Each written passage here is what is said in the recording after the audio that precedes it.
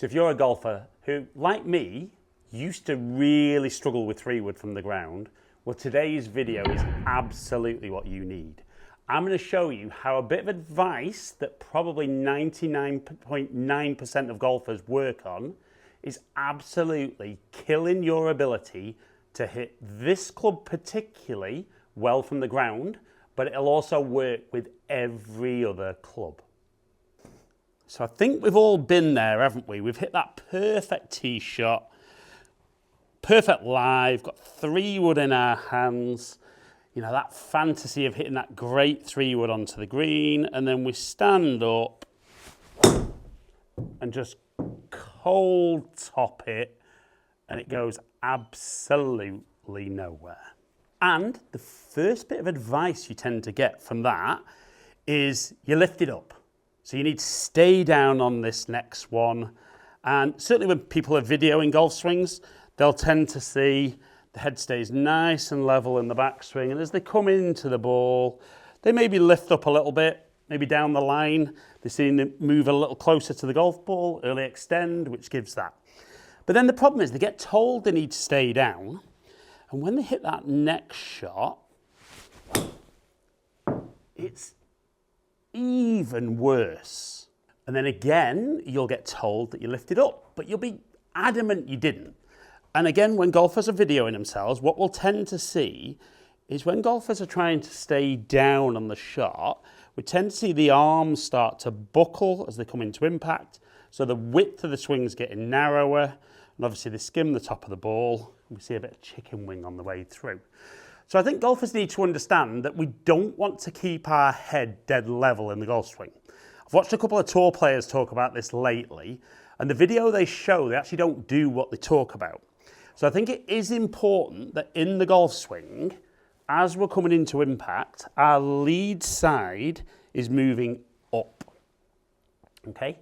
But the key is, what we see with all the best players in the world is as they start their downswing, they actually go down a little bit to be able to go up with that lead side. And if you can get that feel, it's a lot easier to get the club touching the ground. Now, obviously, where we touch the ground is then equally important. We can't be hitting the ground behind the golf ball and fatting it, or getting our low point behind, missing the ground and topping it or thinning it. But if I said all I want you to work on is you make your normal backswing, and as you start your downswing, you're going to move towards the target and down slightly, and then that lead side can straighten, and that stops the club burying into the ground. So we're going to have a couple of practice swings, maybe a little slower to begin with. And I could hear there I just touched the ground. But it's also noticeable I'm touching the ground just slightly after the golf ball. So whenever I work on something, particularly with clients, I like them to just do it a little bit slower to begin with, just to kind of raise that level of awareness. So we're now going to set up, ball just slightly forward of centre. And again, focus on moving down and towards the target and then back up. So as we set up, make that swing, take a little bit of speed out. Okay, just pulled that one a little bit. You can see the strike really good out the middle of the club face. 93 mile an hour, low point 4.2 inches ahead. Launching at 8.5 degrees. Good carry, good total. Now, also, it's really important that we understand how we're going to get the middle of the club face on the ball. So this 3-wood's got 15 degrees, but that's actually in the middle of the face. Lower down the face has got less loft, higher up the face has got more. So very often when golfers are bottoming out behind, they're only ever catching it off the bottom part of the face, which again, they're not getting the ball up and launching it. Whereas when that low point moves ahead, yes, there's a tiny bit of shaft lean, but you're actually using higher up the face where there's more loft. So again, I'd go one more, just nice smooth one. Focus on that down towards the target, then that lead side can straighten up. So get a little bit out the toe, but again, good club speed, low point ahead, launching up in the air. And definitely for one that wasn't perfect, take that all day long. And I said at the start of the video, I really struggled with 3-wood as a kid, which was clearly a long time ago. But because I was told very much about trying to sweep the ball away, you can see when I feel like I'm sweeping it, where I'm actually going to touch the ground, it's probably back here. So I could never ever get a good strike on 3-wood. But now I know about getting down and forward, and then I can get that lead side coming up. I'm not trying to get underneath the golf ball, I'm just moving correctly and presenting the fairway wood like I need to. And then we can just start building a little bit more speed in. Again, we can see a little bit more speed, low point ahead, more carry and more total.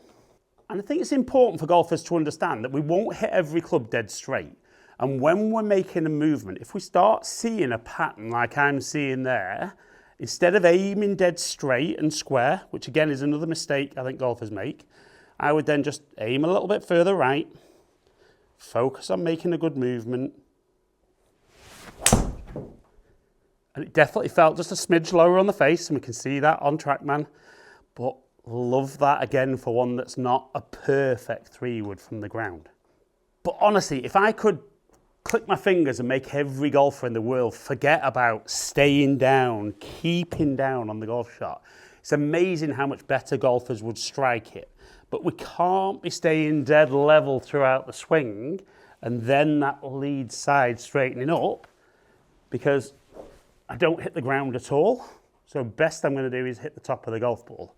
Whereas let yourself move down and towards the target. Then the lead side will stop the club burying in the ground, and we can set up. And again, really feels very, very simple to do that.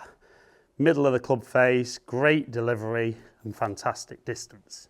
And it was really interesting. Yesterday I had a lesson with one of the senior golfers here. And he used to be a pro years ago, so ball flight laws have maybe changed a little bit over time. But he made the point how he struggles with fairway wood, and we discussed this.